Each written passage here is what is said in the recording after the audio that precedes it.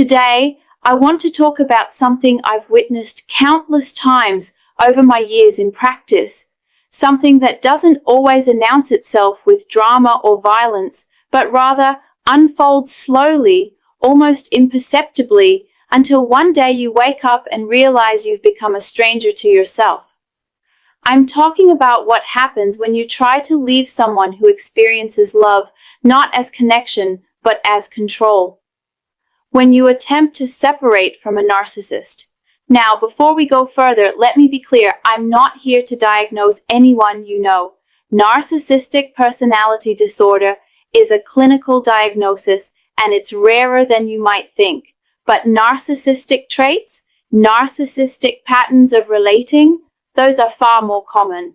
And whether we're talking about a full diagnosis or simply someone who operates from a profoundly self-centered worldview, the dynamics I'm about to describe will sound achingly familiar to those who've lived them. The architecture of narcissistic love. Let me start with something that might surprise you. Narcissists often do fall in love, or rather, they fall into what they experience as love. But here's what I've observed in session after session, year after year. Their version of love is fundamentally different from yours. Where you might experience love as a bridge between two separate people, they experience it as a mirror reflecting their own magnificence back to them. Where you see partnership, they see supply. Where you offer vulnerability, they see opportunity. In the beginning, this difference is invisible. The courtship often feels intoxicating. You've never been pursued with such intensity, such focus, such seeming devotion. They seem to know you, to understand you at depths no one else has reached. What you don't realize yet, what you can't realize, is that this intense mirroring isn't empathy. It's reconnaissance. They're learning your architecture, your wounds, your dreams, your sensitivities, your triggers. They're mapping the territory they're about to occupy. The love bombing phase, we call it. And it's not manipulation in the calculated, conscious sense, not always.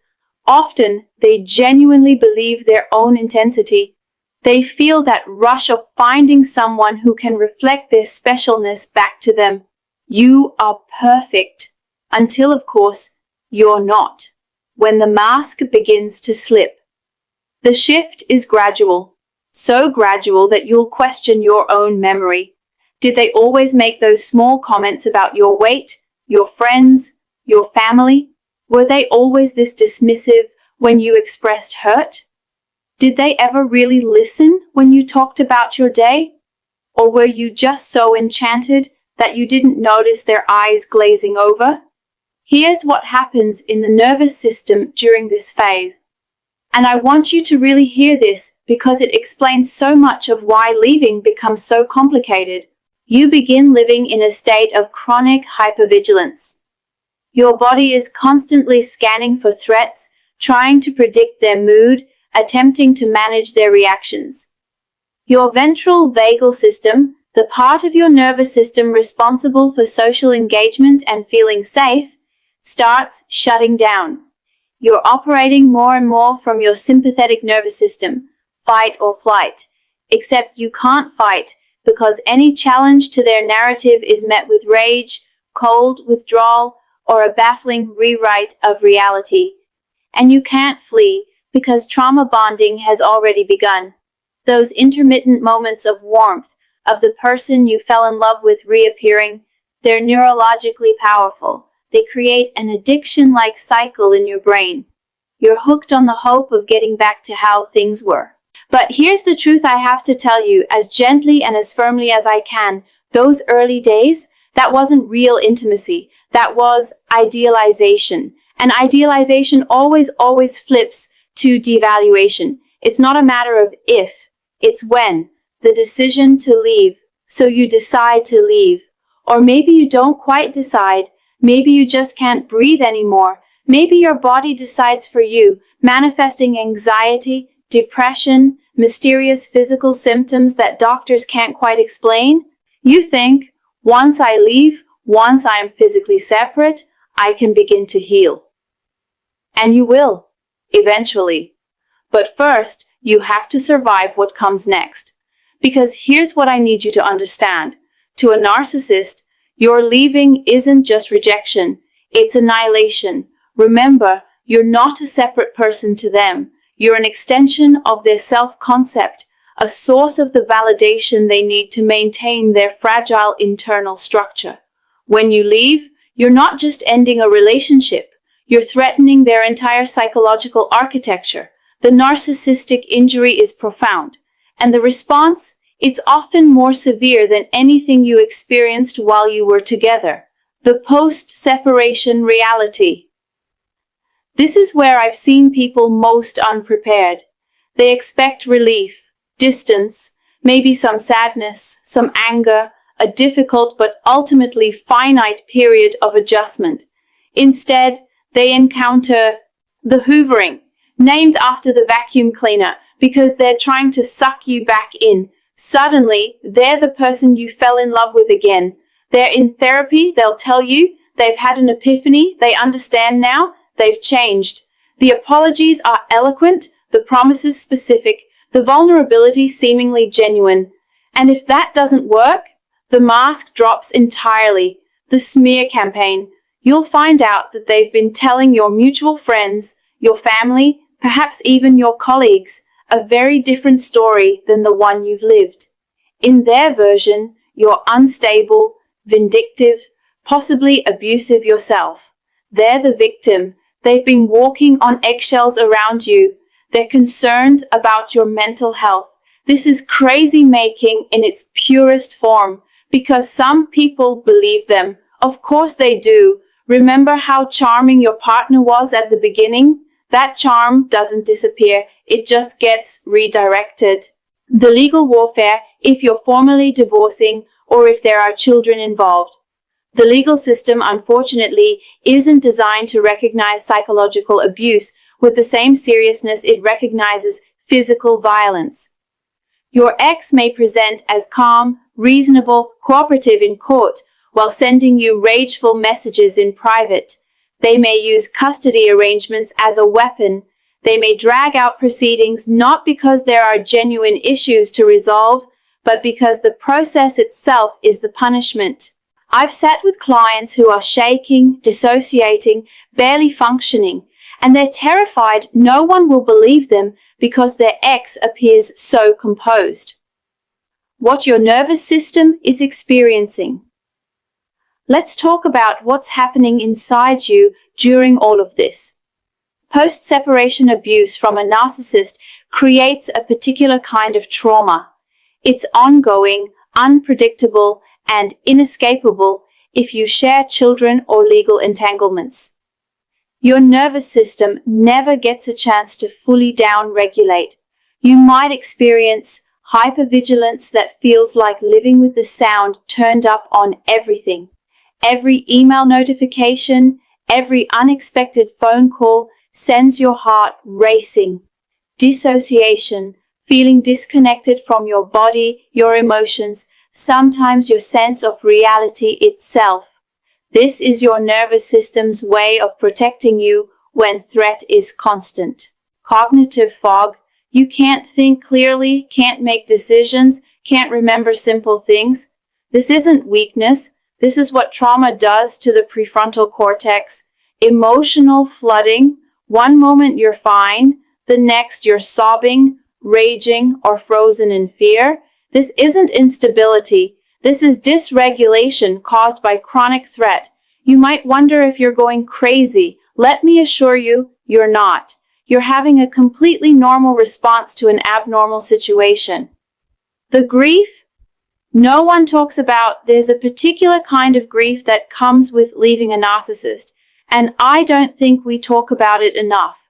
You're not just grieving the relationship as it was. You're grieving the relationship as you thought it was, as they told you it was, as you desperately hoped it could become. You're grieving the version of yourself that existed before this relationship. The person who trusted their own perceptions, who felt worthy of love, who believed in the fundamental goodness of intimate connection. You're grieving time, years, sometimes decades, that you'll never get back. And perhaps most painfully, you're grieving the fantasy of who they could have been if only they were capable of real love. This grief isn't linear. You'll circle back through anger, bargaining, despair, and tentative acceptance multiple times. And each time they hoover, each time they escalate their legal tactics, each time they weaponize your children or your finances, you have to grieve again. Be patient with yourself. This isn't a failure of healing. This is the reality of recovering from psychological abuse. The legal reality from a therapist's perspective.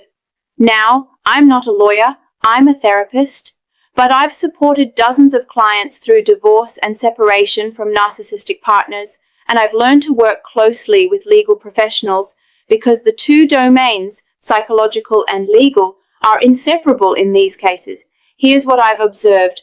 The legal system often doesn't understand narcissistic abuse. Judges see two people in conflict. Your ex, skilled at impression management, may appear reasonable, even sympathetic. You, traumatized and dysregulated, may appear emotional, angry, or unstable. Documentation becomes crucial. I encourage every client in this situation to document everything. Not because you're being paranoid, but because narcissists rely on gaslighting, denying what they said, rewriting history, making you question your own memory. Emails, texts, a journal with dates and details. These become your anchors to reality. You need a legal team that understands this dynamic. Not all divorce attorneys do. Some will encourage compromise, mediation, cooperation. These are good approaches for normal divorces. But negotiating with a narcissist who's experiencing narcissistic injury, it's not a negotiation. It's a battlefield. You need representation that understands you're not dealing with someone operating from good faith. The children, if there are children, need protection. This is perhaps the most agonizing aspect. Courts default to shared custody, and often they should. But when one parent is using the children as pawns, is engaging in parental alienation, is subtly undermining the other parent's relationship with the children, the legal system moves slowly, requires extensive proof, and even then may not fully grasp what's happening. The path forward. What healing actually looks like. So where does this leave you? If you're in this situation, or if you're preparing to leave, I want you to know healing is possible, but it doesn't look the way you might expect. First, understand that you're dealing with trauma, not a failure of character. You're not weak, naive, or broken. You've survived something that many people don't understand, and survival takes extraordinary strength. Second, your healing happens in the nervous system first, thoughts second. You can't think your way out of trauma, you have to work with your body. This might mean somatic therapy, EMDR, neurofeedback, yoga, breath work, whatever helps you begin to feel safe in your own skin again. Third, you need community, but choose carefully. Well-meaning friends who haven't experienced this will say things like, just stop responding to them, or why didn't you see the signs? Or you're too focused on them, you need to just move on. This isn't support, this is another form of invalidation. You need people who understand, whether that's a therapist specializing in trauma and narcissistic abuse, a support group, or online communities of survivors. You need witnesses who believe you. Fourth, gray rock if you must maintain contact.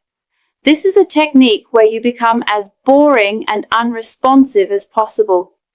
Give information only when legally required. Don't engage emotionally. Don't defend yourself against accusations. You're not trying to make them understand or see reason. You're trying to become uninteresting as a source of supply. If you can go no contact, if there are no children, no legal entanglements, consider it seriously. Not out of vengeance, but out of self-protection. Fifth, expect to question your reality for a while. After years of gaslighting, your sense of what's real has been compromised. You'll second guess yourself constantly. Was it really that bad? Am I being unfair? Did I cause this somehow? The answer almost certainly is yes, it was that bad. No, you're not being unfair. And no, you didn't cause this. Sixth, rebuild slowly. You don't need to figure out your whole life right now. You don't need to jump into dating or a new career or a new identity. You need to relearn what safety feels like. You need to reconnect with your own inner voice, the one that got drowned out. Start small. What do you actually like? What brings you comfort? What makes you feel like yourself? A word on self-compassion. I want to end with something I tell every client who's been through this. You loved someone who couldn't love you back. Not really. Not in the way you deserved. But that doesn't mean your love was wasted or stupid or naive. It means you're capable of profound love, of loyalty, of commitment, of forgiveness, of hope. Those qualities, they're not weaknesses just because someone exploited them. They're your humanity. The narcissist in your life saw your capacity for love and mistook it for something they could control. They were wrong. Your capacity for love is what will heal you. Self-love first. Love from chosen community. Eventually, if you want it, love from someone who's capable of genuine reciprocity. But for now, be gentle with yourself. You're not crazy. You're not broken. You're recovering from something invisible and insidious and deeply damaging, and you're already stronger than you know.